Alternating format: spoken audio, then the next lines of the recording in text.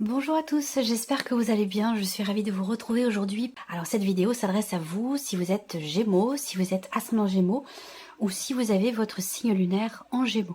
Alors, commençons par la tendance pour vous les Gémeaux. Vous avez le 6 de bâton et le 10 de bâton. C'est intéressant.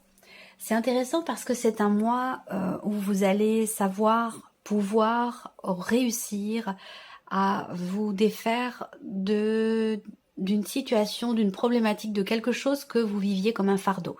Et là, vous arrivez au bout. Donc, il y a l'idée de se délester ici d'un poids, d'une charge lourde, de quelque chose qui était compliqué. Vous arrivez au bout. Et avec ce 6 de bâton, on a bien la confirmation ici qu'il y a une forme de fierté, une forme de réussite, ou quelque chose peut-être aussi qui vous est reconnu. Ça peut être aussi là, pour certains d'entre vous, ça peut être un pardon. Ça peut être des excuses qui sont présentées également et qui vous soulagent dans une certaine mesure. Alors soit c'est vous qui présentez des excuses, soit c'est quelqu'un qui vous présente des excuses. Mais par rapport à cette énergie-là, c'est évidemment quelque chose qui va apporter un soulagement.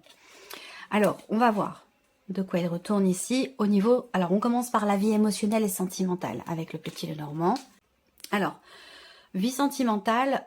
ce que je peux voir ici, c'est que déjà en énergie principale, on a la tour. Donc je peux voir ici que il peut s'agir de célibat. Donc je vais parler aux personnes qui sont célibataires, mais pas que, bien entendu. Pour les autres, on peut parler ici d'un sentiment de solitude. Si vous êtes en relation avec une personne, il se peut que vous vous sentiez seul par rapport à cette personne. Il se peut qu'il y ait une distance ou que l'un des deux, ce mois-ci, mettre des barrières ou a tendance à s'isoler, à ruminer aussi, c'est possible.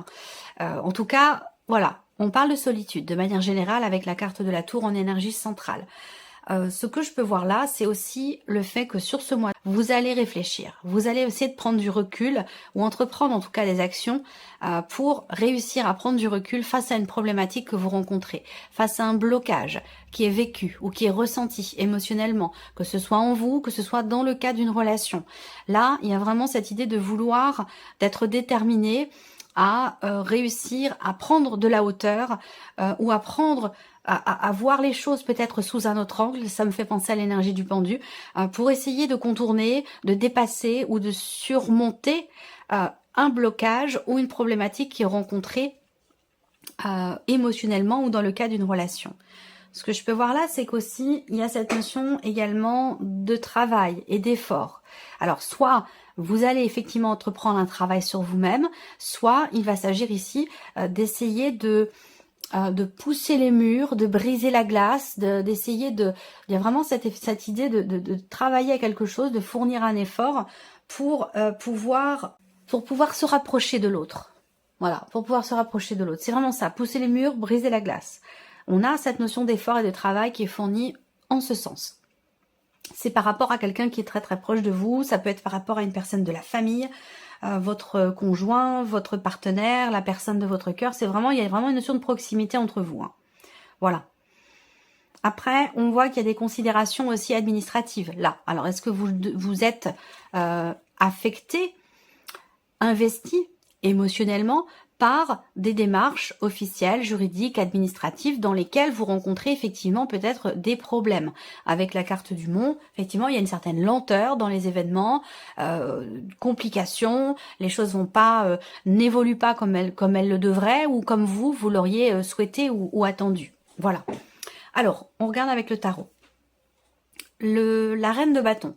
C'est intéressant. Là, je vous sens vouloir en fait vous imposer. Je vous sens vouloir ici être déterminé, volontaire et entreprendre des actions pour pouvoir faire en sorte que quelque chose soit compris et surtout dans l'idée, dans l'optique d'assumer. Alors, assumer des responsabilités, est-ce que ça a un rapport avec cette notion de pardon par rapport à des excuses ici? Là. Peut-être que vous êtes face à quelqu'un, à moins que ce soit vous qui êtes représenté là par cette carte de l'homme, en tant qu'énergie plutôt masculine, homme ou femme, peu importe, il n'y a pas de... On est quand même dans un tirage général. Il peut être question ici effectivement de quelqu'un qui est quand même assez têtu, assez obtus, quelqu'un qui campe sur ses positions et qui n'en démord pas.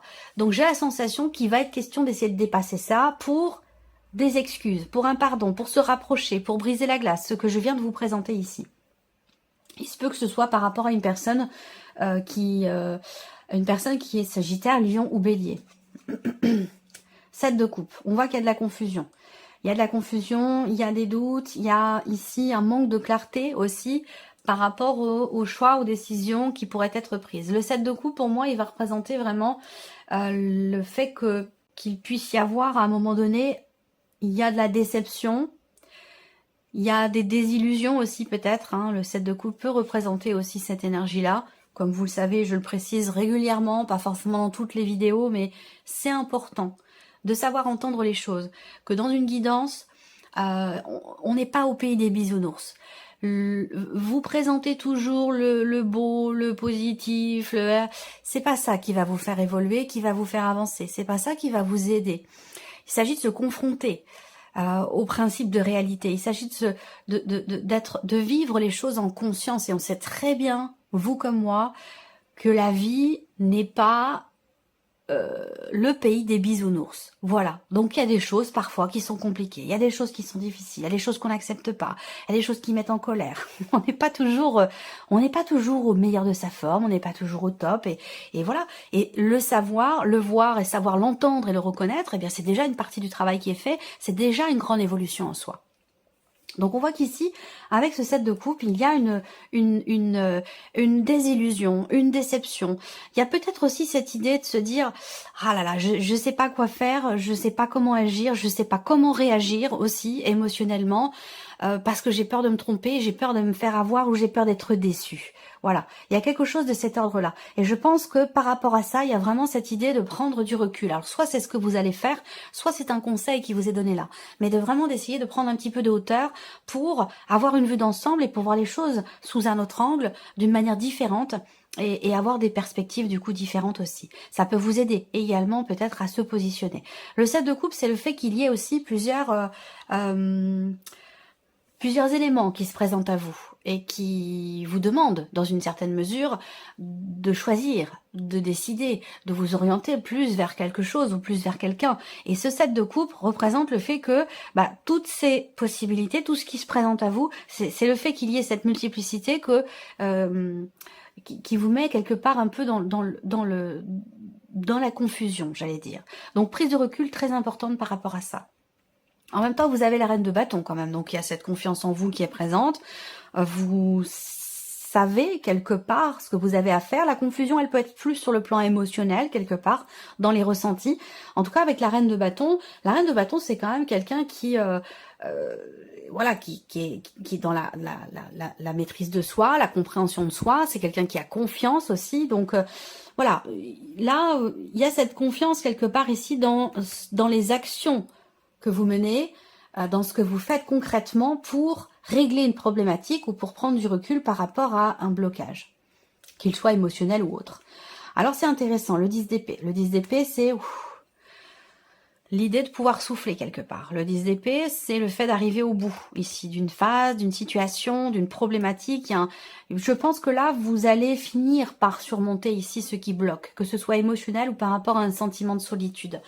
Parce que le 10 d'épée, c'est le fait d'arriver au bout d'une situation qui a été douloureuse, qui a été difficile, qui a été éprouvante. Effectivement, on voit qu'avec le mont, ça représente les problèmes. Ça représente, c'est comme si on vous mettait au pied du Mont Blanc puis qu'on vous disait, voilà, maintenant tu montes et tu vas jusqu'en haut.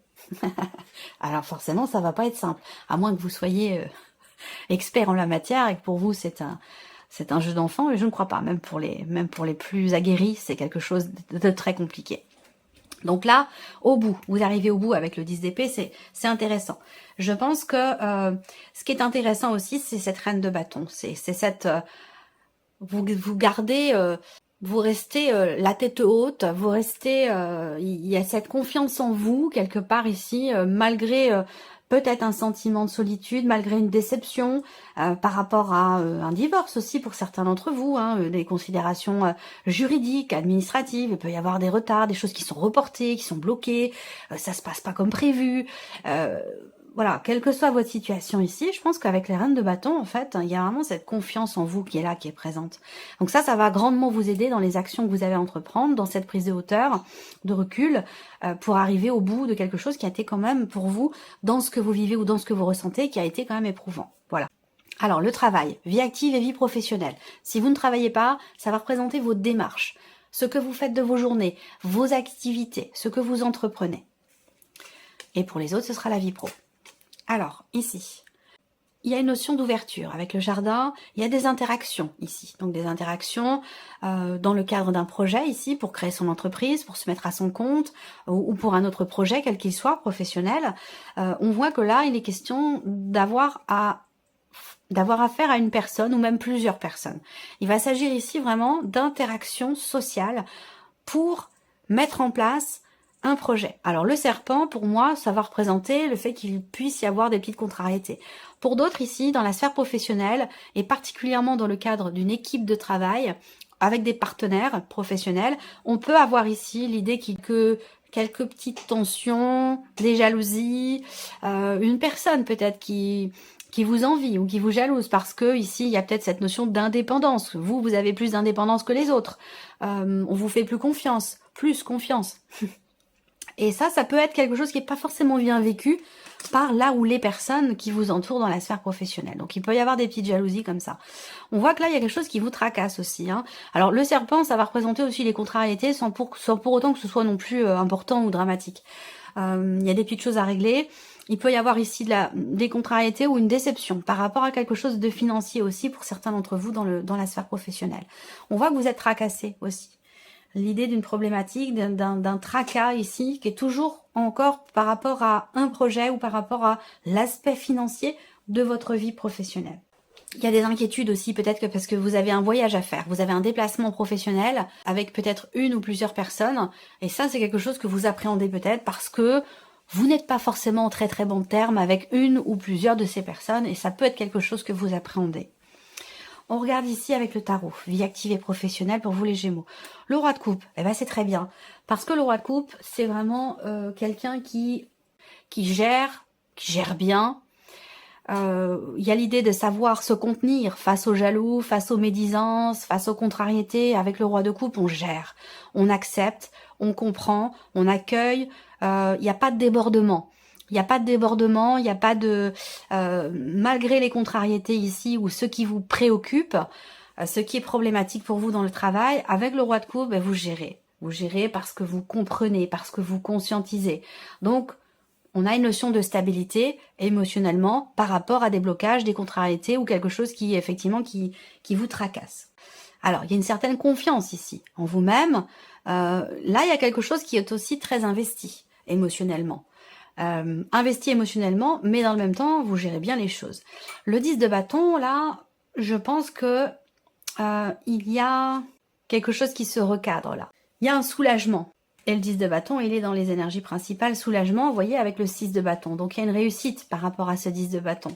Il y a quelque chose qui réussit ou qui vous est reconnu ici. Et là, on voit qu'il y a quelque chose qui se cadre dans un relationnel professionnel par rapport à une hiérarchie, par rapport à une équipe de travail. Il y a le grand patron, mais il y a aussi tous ceux qui sont entre vous et le grand patron, vous voyez. Donc cette hiérarchie-là, je pense que c'est aussi par rapport à ces personnes-là, cette ou ces personnes-là, parce qu'il peut y en avoir plusieurs. Il y a quelque chose qui va se recadrer ici.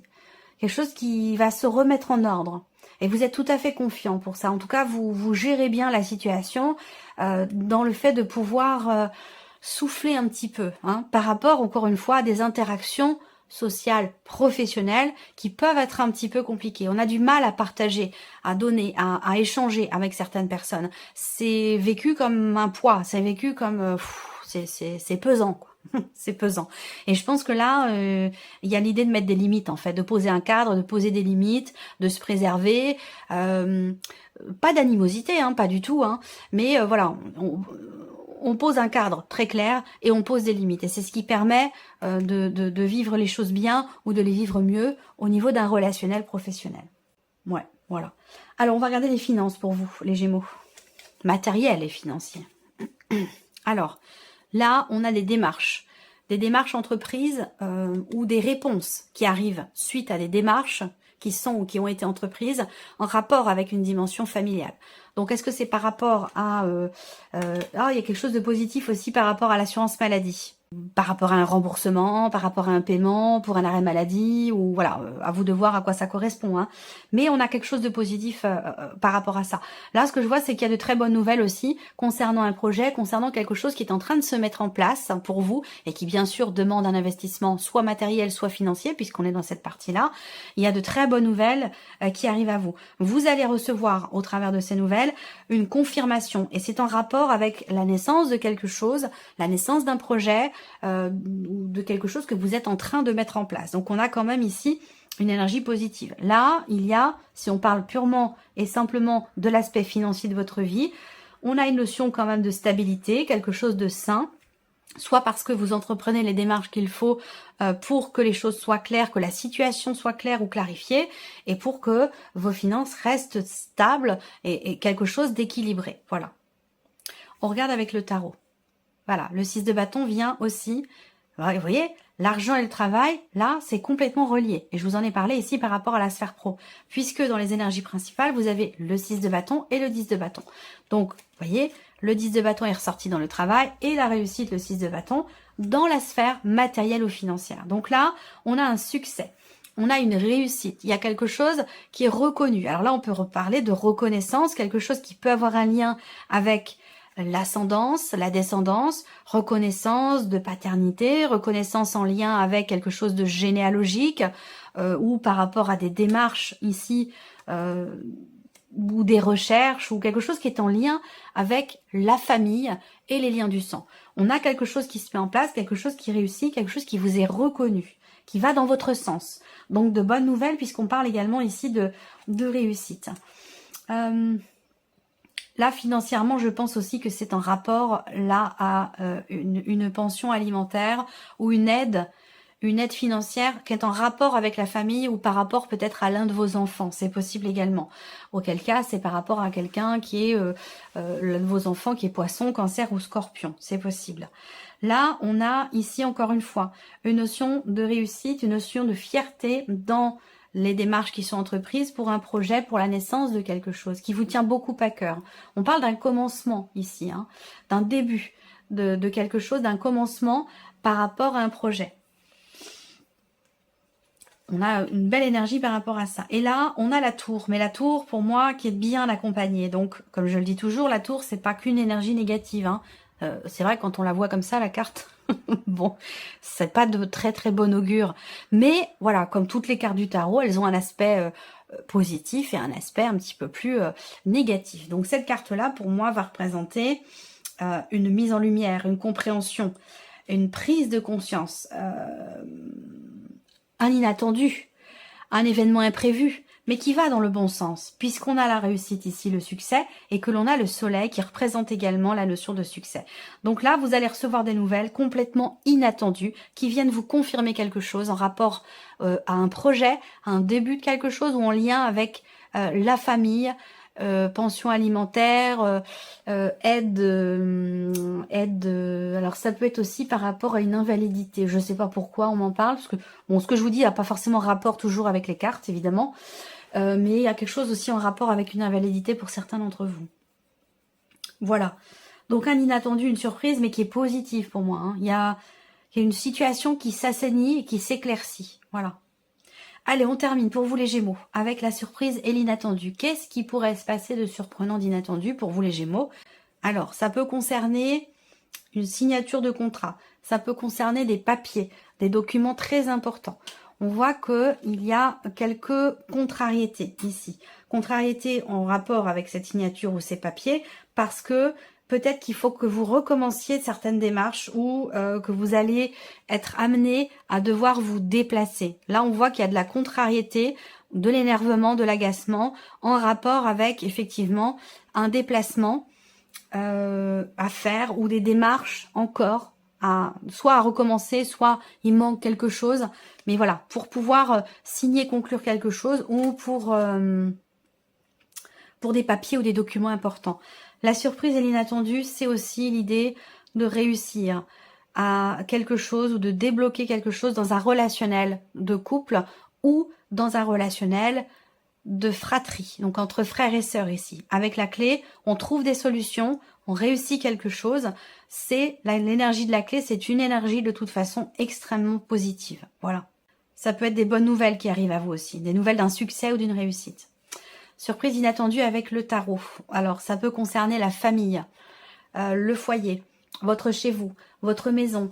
Ça peut concerner aussi le fait de vouloir la stabilité ou la consolidation d'une situation, de quelque chose de particulier. Voilà. On a ici une notion de fin, de transformation, de grand changement ici. Soit dans le cas d'une fratrie, soit au niveau du couple. Ça peut être aussi une discussion, un échange, un dialogue, une conversation qui amène un changement très important, qui amène des solutions au niveau familial. Donc peut-être aussi dans le cadre d'une succession, d'un héritage ou quelque chose comme ça, c'est possible. Et là on a le cavalier de bâton, donc peut-être que ça a un lien aussi avec l'étranger. Là il va s'agir également, avec le tarot, la surprise et l'inattendu, elle peut venir de l'étranger, elle peut venir d'une autre région, d'un autre pays, ou en tout cas de quelque chose, d'une situation qui a un rapport avec l'étranger.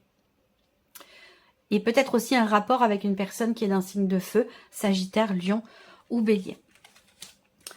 Voilà pour vous, amis Gémeaux. Puis on se retrouve très bientôt pour les prochaines vidéos. Au revoir.